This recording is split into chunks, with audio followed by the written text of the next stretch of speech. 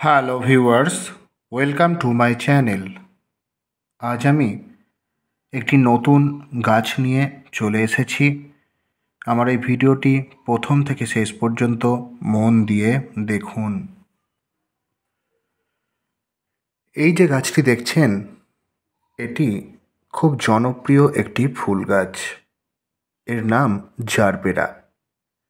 অনেকেই এখন শীতকালে বিয়েবাড়িতে দেখবেন অনেকে ফুল দিয়ে যখন সাজায় বাড়ি বা কোনো বিয়ের খাট বা অনেকে খোঁপাতে ব্যবহার করে থাকেন এই জারবেরা ফুল।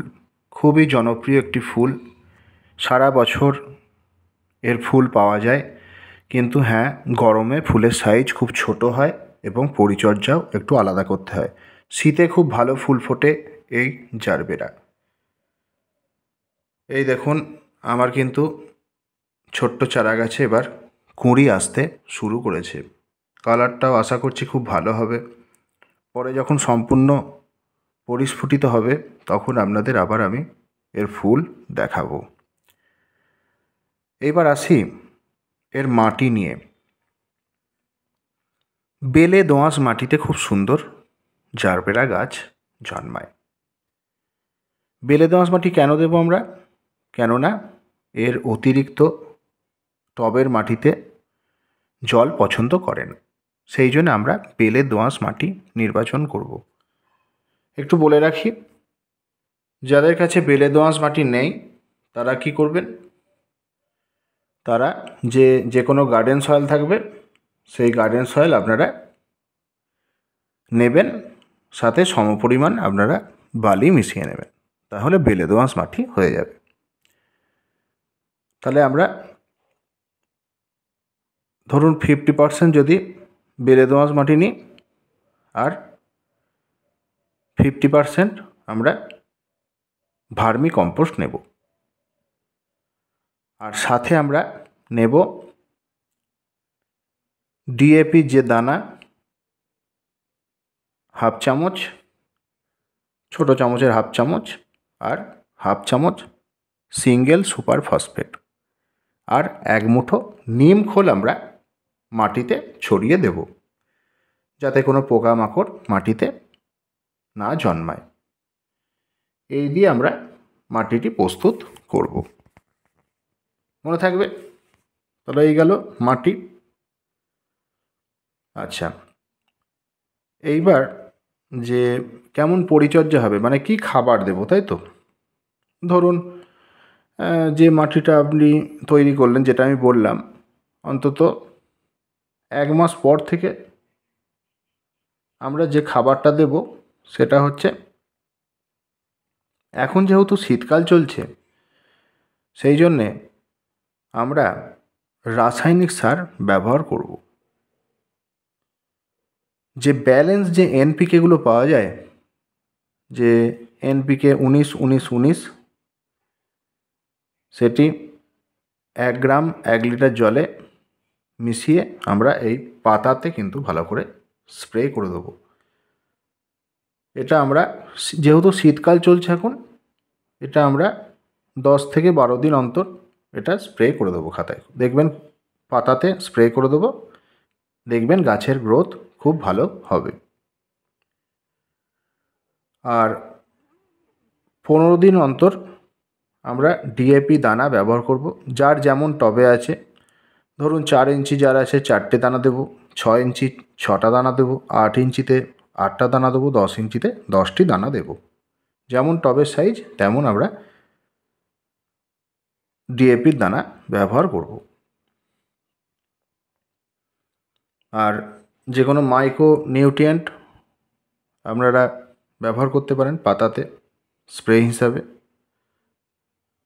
মোবোমিন আছে, অ্যাগ্রোমিন আছে, যেটা আপনাদের যেটা খুশি আপনারা ব্যবহার করতে পারেন। পাতাতে স্প্রে করবেন, ওই 1 থেকে 1.5 গ্রাম নিয়ে 1 লিটার জলে ভালো করে পাতাতে স্প্রে করে দেবেন 15 দিন অন্তর। আর গ্রীষ্মকালে একটুখানি পরিচর্যাটা আলাদা হয়। গ্রীষ্মকালে সবসময় চেষ্টা করবেন জৈব সার দিতে, সর্ষের খোল, হাড় গুঁড়ো, শিংকুচি এরম ধরনের খাবার দেবেন। কলার খোসা, গুঁড়ো, চামড়া সার এইগুলো আপনারা গ্রীষ্মকালে দেবেন। শীতকালে একটু আমরা রাসায়নিক সার ব্যবহার করতে পারি। এই গেল খাবার, মাটি গেল, খাবার গেল। আর জল, জল কিন্তু খুব বুঝে দেবেন। এইভাবে আঙুল দিয়ে দেখবেন যে ভিজে আছে কি না, ভালো করে দেখবেন। ভিজে থাকলে কিন্তু আমরা জল দেব না, কেননা এই ওভার ওয়াটারিং কিন্তু পছন্দ করে না এই জারবেরা গাছ। বেশি জল হলেই কিন্তু এই গাছ পচে, মানে যে গোড়া পচে মারা যাবে।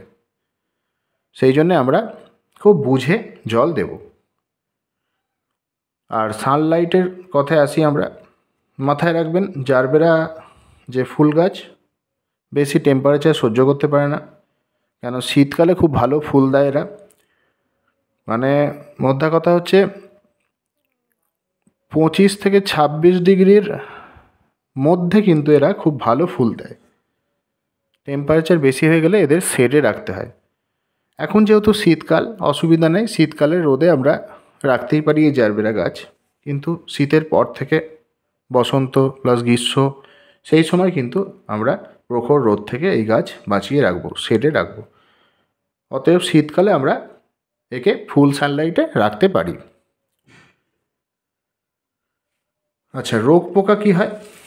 অনেক সময় কী হয়, এই যে এরম টাইপের স্পট আসে। স্পটটা হচ্ছে ফাঙ্গাসের কারণে হয়। আমরা কি করব, যে স্যাপ ফাঙ্গিসাইড, সেই স্যাপ ফাঙ্গিসাইড আমরা 2 গ্রাম 1 লিটার জলে নিয়ে ভালো করে পাতাতে স্প্রে করে দেবো 7 দিন অন্তর। তাহলে কি হবে, এর পাতাতে এরম ফাঙ্গাস অ্যাটাক করবে না। এই গেল। আর হচ্ছে যে মাকড়, সাদা মাকড়, লাল মাকড়, এরম টাইপের বেশ কিছু পোকা মাকড় উপদ্রব হয় এই জারবেরা ফুল গাছে।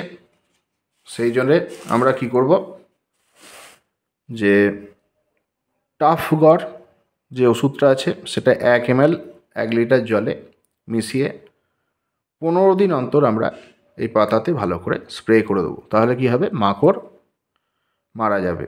নাহলে একটা জৈব কীটনাশক আসে, জৈব যে কীটনাশক, সেটাও আমরা ব্যবহার করতে পারি, যে কাকা, খুব ভালো, তাহলে পাতাটা খুব ভালো থাকবে।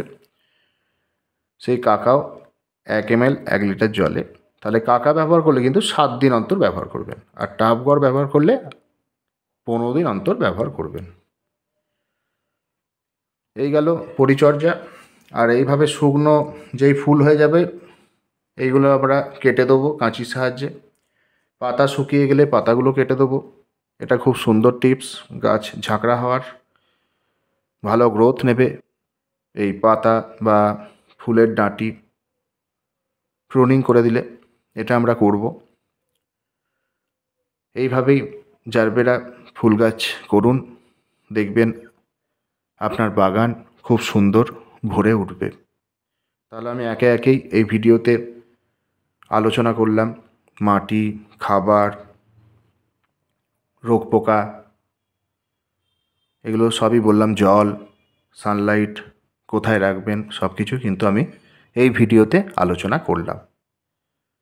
আশা করছি আপনারা খুব ভালো করে বুঝতে পেরেছেন এই জারবেরা গাছের পরিচর্যা ভিডিও। আমি আশা রাখব আমার এই ভিডিওটি দেখে যারা নতুন বন্ধুরা আছেন, এর আগে যারা এই জারবেরা ফুলের গাছ করেননি, তারা অবশ্যই আপনারা এই গাছ করবেন। আজ এই পর্যন্তই। ভালো লাগলে অবশ্যই লাইক করুন, বন্ধুদের সাথে ভিডিওটি শেয়ার করুন, কিছু জানতে আমায় অবশ্যই কমেন্টস করুন। আর যারা নতুন তারা আমার চ্যানেলটি সাবস্ক্রাইব করে আমার সাথে থাকুন। Thank you.